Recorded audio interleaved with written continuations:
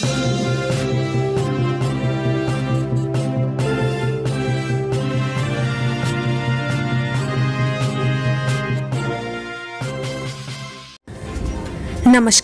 आपका हमारे news channel UK24 news में स्वागत है। मौसम समाचार जानिए उत्तराखंड में आज कैसा रहेगा मौसम का मिजाज।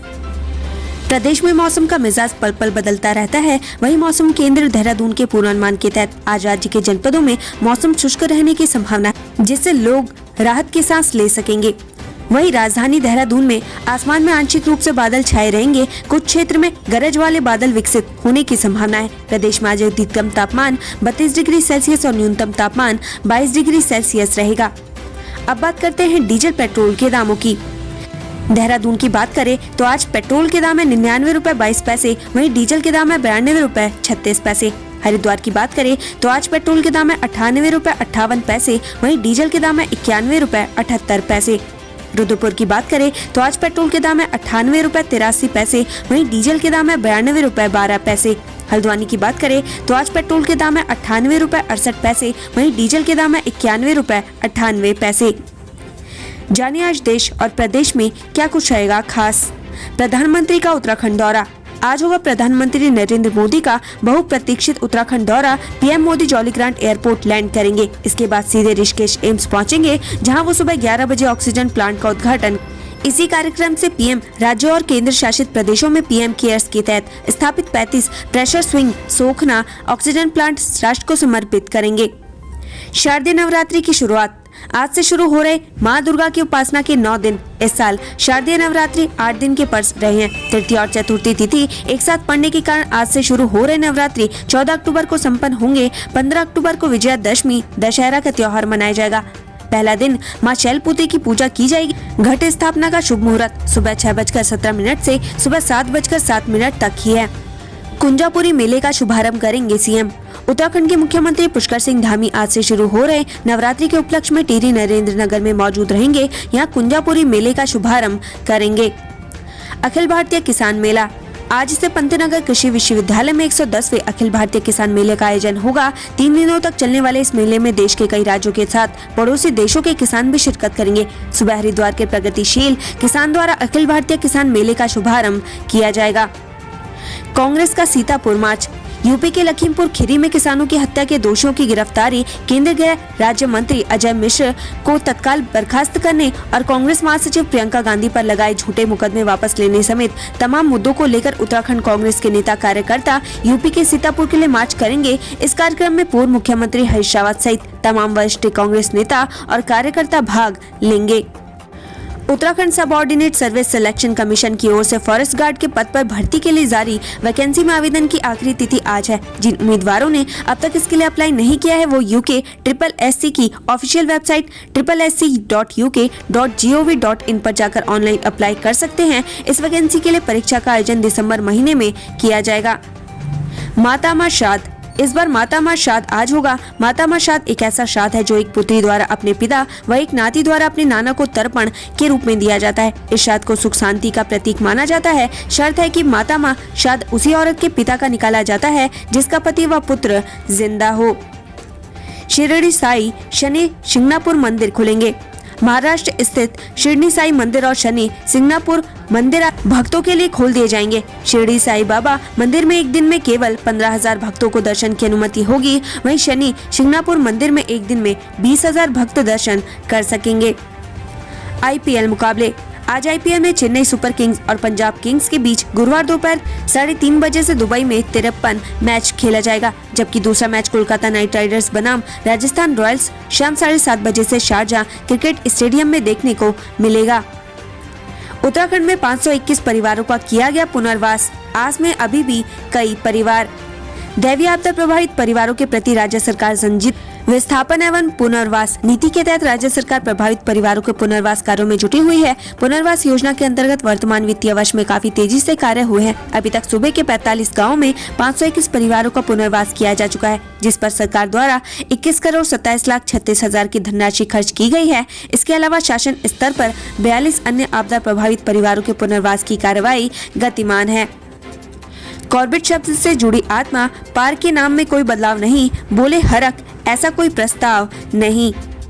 वन मंत्री हरक सिंह रावत ने स्पष्ट कर दिया है कि जिम कॉर्बेट नेशनल पार्क का नाम नहीं बदला जाएगा। उन्होंने कहा कि प्रदेश सरकार के सामने ऐसा कोई प्रस्ताव नहीं है और वो व्यक्तिगत रूप से भी नाम को बदलने के खिलाफ है। ऊर्जा कर्मचारियों का अब डैमेज कंट्रोल, नाराज हरक सिंह रावत को मनाने पहुंचे कर्मी। ऊर्जा मंत्री हरक सिंह रावत कर्मचारियों से नाराज हैं क्योंकि मंत्री ने ऊर्जा कर्मचारियों की कई मांगे मान ली थी। इसके बावजूद कर्मचारियों ने उनके कहने पर हड़ताल स्थगित नहीं की। वहीं मंत्री की नाराजगी को देखते हुए कर्मचारी डैमेज कंट्रोल करने के लिए उन्हें मनाने पहुंचे। IAS दीपक रावत के रिप्लेसमेंट की तैयारी, ऊर्जा निगमों के MD पद पर इंटरव्यू शुरू। उत्तराखंड के ऊर्जा निगम में एक तरफ कर्मचारियों की हड़ताल से हंगामा मचा था तो दूसरी तरफ UPCL और पिटकुल के प्रबंध निदेशक पद के लिए इंटरव्यू की तैयारी की जा रही थी। बता दें कि इस पद पर फिलहाल IAS दीपक रावत नियुक्त, लेकिन यहां पर स्थायी प्रबंध निदेशक को लाने के लिए प्रोसेस शुरू किया गया है। वीडियो वायरल, बीच सड़क बाइक पर सवार, हॉकी स्टिक से हमला, मन नहीं भरा तो लात घूंसों से मारा। धर्मनगरी में एक युवक के साथ मारपीट का एक वीडियो सामने आया है जिसमें बाइक सवार एक युवक को स्कूटी पर सवार 3 लड़के हॉकी स्टिक से बुरी तरीके से मार रहे हैं। वीडियो में साफ देखा जा सकता है कि किस तरह स्कूटी पर सवार लड़कों ने बाइक सवार के सामने पहले गाड़ी रोकी और उतरने के साथ ही बाइक सवार पर हॉकी स्टिक से हमला कर दिया। 4 धाम यात्रा, श्रद्धालु को इन नियमों का करना होगा पालन, रूल्स एंड रेगुलेशन जारी। मुख्य सचिव SS संधू की तरफ से जारी आदेश के अनुसार प्रदेश में 4 धाम यात्रा के लिए आने वाले श्रद्धालुओं को स्मार्ट सिटी की आधिकारिक वेबसाइट पर पंजीकरण कराना जरूरी होगा। पंजीकरण के दौरान जनरेट होने वाले ई-पास के माध्यम से ही श्रद्धालु राज्य में प्रवेश कर सकेंगे। हालांकि उत्तराखंड के निवासियों को 4 धाम के दर्शन के लिए स्मार्ट सिटी की आधिकारिक वेबसाइट पोर्टल पर पंजीकरण की आवश्यकता नहीं होगी। जारी आदेश के अनुसार तीर्थयात्री जिनके दोनों वैक्सीन के डोज लग चुके हैं उनके 15 दिन के बाद उन्हें प्रदेश में पंजीकरण के बाद यात्रा की अनुमति दी जाएगी, जबकि वैक्सीन की दोनों डोज नहीं लगवाने वालों को कोविड-19 जांच के अधिकतम 72 घंटे की रिपोर्ट और पंजीकरण प्रमाण पत्र दिखाना जरूरी होगा। जिला प्रशासन और देवस्थान बोर्ड पर कोविड-19 के प्रोटोकॉल को फॉलो करवाने की जिम्मेदारी होगी। पशुपालन विभाग में चारा घोटाले पर हाईकोर्ट सख्त, मुख्य सचिव को दिए जांच के आदेश। पशुपालन विभाग में चारा घोटाले मामले में नैनीताल हाईकोर्ट ने सख्त रुख अपनाया है। कोर्ट ने मुख्य सचिव से 4 महीने के भीतर जांच पूरी करने को कहा है, साथ ही कोई खामियां पाए जाने पर कार्रवाई करने के आदेश दिए हैं। मामले की सुनवाई जस्टिस मनोज तिवारी और जस्टिस आलोक वर्मा की खंडपीठ में हुई। करोड़ों की सड़क गड्ढे में तब्दील, PM दौरे से पहले टूटी विभाग की नींद। हरिद्वार रोड स्थित कोयल घाटी से वीरभद्र तक बनी 3 करोड़ की सड़क पर कुछ ही महीनों में जगह जगह गड्ढे तब्दील हो चुकी है। वहीं प्रधानमंत्री नरेंद्र मोदी के एम्स दौरे से पहले सड़कों के गड्ढे भरे जा रहे हैं, जो केवल खाना पूर्ति है। रोड नहीं तो वोट नहीं, इस गांव के हर घर ने सेना को दिया है जवान, अब दे रहा सीधी चुनौती। भारत नेपाल सीमा पर स्थित बेलताड़ी गांव में सड़क की मांग को लेकर 6 गांवों के ग्रामीण 25 सितंबर से अनिश्चितकालीन धरने पर बैठे हुए हैं। ग्रामीणों ने सड़क की मांग पूरी नहीं होने पर विधानसभा चुनाव बहिष्कार का ऐलान किया है। ग्रामीणों का कहना है कि साल 2005 में इस क्षेत्र के लिए सड़क स्वीकृत हुई थी, मगर 17 साल बीत जाने के बाद भी पूरी नहीं हो सकी। सड़क न होने से 10,000 से अधिक आबादी प्रभावित है। सियालदे के तोक गुरानी निर्माणाधीन सड़क मामले में सुनवाई, हाईकोर्ट ने PWD को दिए ये आदेश। अल्मोड़ा के सियालदे के दूरस्थ गांव तोक गुरानी में निर्माणाधीन सड़क मामले में नैनीताल हाईकोर्ट में सुनवाई। कोर्ट ने मामले में रानीखेत डिवीजन के सुपरिटेंडेंट इंजीनियर को सभी ग्रामीणों की बात सुनकर और तथ्यों पर विचार करने को कहा। साथ ही दोबारा सर्वे कर 2 महीने के भीतर निर्माणाधीन सड़क के लिए अग्रिम आदेश जारी करने के आदेश दिए। देहरादून में UJVNL ऑफिस के बाहर धरने पर बैठे किसान, शक्ति नहर के दोनों ओर रेलिंग लगाने की मांग। संयुक्त किसान मोर्चा ने महारानी बाग स्थित उत्तरांचल जल विद्युत निगम में धरना दिया। साथ ही नारेबाजी कर जल विद्युत निगम के खिलाफ अपना आक्रोश व्यक्त किया। निगम से नाराज किसानों ने डाक पत्थर स्थित शक्ति नहर के दोनों तरफ रेलिंग लगाने के साथ ही जालियां लगाने की मांग की। निगम के अधिकारियों के आश्वासन के बाद किसानों ने अपना धरना समाप्त किया। आंगनबाड़ी कार्यकर्त्रियों ने बच्चों के साथ दिया धरना, मानदेय बढ़ाने की मांग पर। चंपावत में आंगनबाड़ी कार्यकर्त्रियों का धरना जारी है। आंगनबाड़ी कार्यकर्त्रियां मासिक वेतन 18,000 करने की मांग पर अड़े हैं। उनके कार्य बहिष्कार से आंगनबाड़ी केंद्रों में संचालित होने वाली योजनाएं ठप पड़ी हुई हैं। घास काटने गई गर्भवती महिला की पहाड़ी से गिरकर मौत, 5 महीने पहले हुई थी शादी। चुचेर गांव में एक 22 साल की गर्भवती महिला की चट्टान से नीचे गिरने से मौत हो गई। महिला की अप्रैल महीने में ही शादी हुई थी। पुलिस ने शव को कब्जे में ले लिया है। घटना के बाद घर में कोहराम मचा हुआ है। धान की अच्छी पैदावार पर खरीद नहीं, भारी नुकसान में किसान, DM से लगाई गुहार। गौलापार के किसानों ने डीएम धीराज सिंह गर्ब्याल को धान खरीद की मांग और धान क्रय केंद्र खोलने का ज्ञापन सौंपा। किसानों का कहना है कि इलाके में धान क्रय केंद्र नहीं होने से बिचौलियों को औने पौने दामों में धान बेचना पड़ता है, जिससे काफी नुकसान होता है। आरएसएस प्रमुख भागवत का 4 दिवसीय उत्तराखंड दौरा, चुनाव से पहले पकड़ मजबूत करने में लगा संघ।